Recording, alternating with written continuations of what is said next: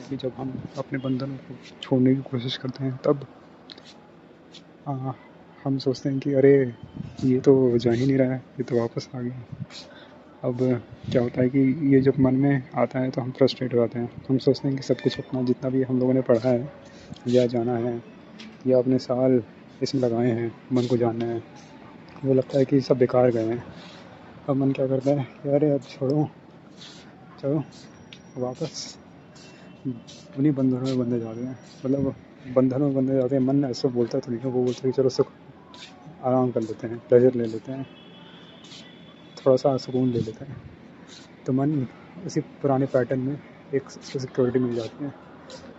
Security वाले loop में यहाँ पर एक्टिवेट हो जाता है और वो फिर मन उसी चीज़ को करने लग जाता है जो कि वो जिस चीज़ को वो छोड़ना चाह रहा था, जो उसके पूर्व संस्कार थे उसी के अकॉर्डिंग चीज़ों को करने लग जाता है, क्योंकि उसमें एक सिक्योरिटी होती है, एक सेंस ऑफ रिलैक्सेशन माइंड को मिला रहता है। इसलिए वो ना चाहते हुए भी इंटेलेक्ट द्वारा उन्हीं सब चीज़ों में लगाया जाता है जिनमें उसको अच्छा लग रहा था।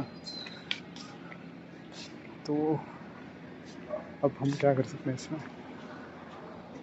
पहले तो जब भी मन में ऐसे विचार आते हैं, उन विचारों को बस एक लेबल देना है कि ये विचार आ गए। अब उन विचारों से लड़ना नहीं है हमें कभी भी।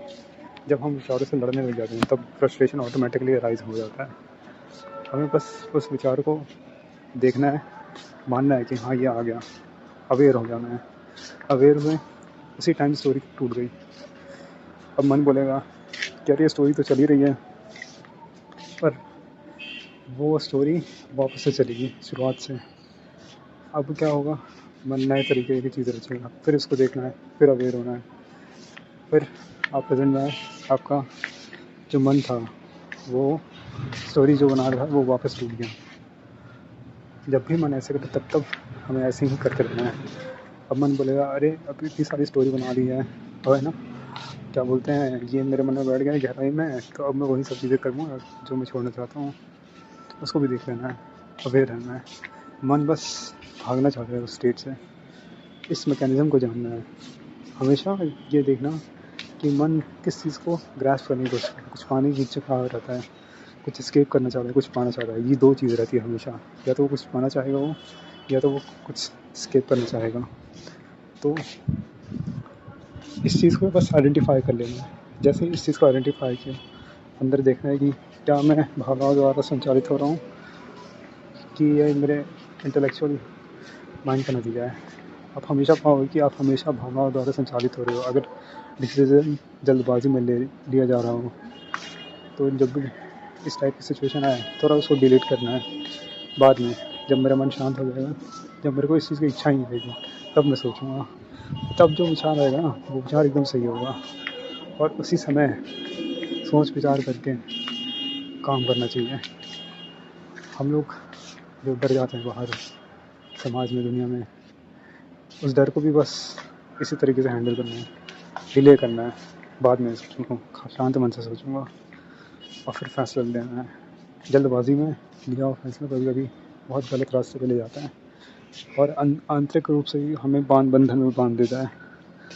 तो हमें विचार ऐसे ही लेना चाहिए, उसको एक भावना का रूप देकर कि भावनाएं शरीर की प्रतिक्रिया है, वो सही रीज़न पर हमें नहीं ले जाएगा कभी भी। जब वो शरीर की एक प्रतिक्रिया है तो उसको एक प्रतिक्रिया के रूप में देखें। कोई हमें कुछ बोल देता है, मन तुरंत उसका एक निवारण चाहता है कि अरे इसने मुझे बोल दिया, अरे मैं परेशान हो गया हूँ, मैं अब देखो दुख आ गया है, परेशान हो गया हूँ, इसने ऐसे क्यों बोला, मैं तो अच्छे से करता हूँ, मैंने इतना सब कुछ किया तब भी इसने ऐसा बोल दिया। लगता है अब फिर बचपन की मेमोरीज आ जाएगी कि अरे क्या बोलते हैं, मैं ऐसा था इसलिए मेरे साथ ऐसा हो रहा है, अब मैं क्या करूँ, मैं परेशान हो गया हूँ, मैं कुछ कर भी नहीं सकता, मैंने सारे कंधे अपना लिए पर मैं वहीं परिवार पर फंसते जा रहा हूँ, ऐसा क्यों हो रहा है मेरे साथ, अरे मैं तो बेकार हो गया, ये हो गया वो हो गया। अब मन 10 तरीके की स्टोरी बनाता है, वो अपने आप को एक तरीके से कंट्रोल लेने की कोशिश कर रहा है थ्रू, वो नहीं होता नेगेटिव थाट, मतलब अपने आप को वो मान लेना चाहता है वो बेकार है। तो ये जो चीज़ है ना, ये एवोल्यूशन में हुई है, क्योंकि जब भी हम नकारात्मक अपने आप को मानने लग जाते हैं तो सोसाइटी में लोग जो हैं वो कहीं ना कहीं उसको एक होता नहीं है केयर प्रोवाइड करते हैं।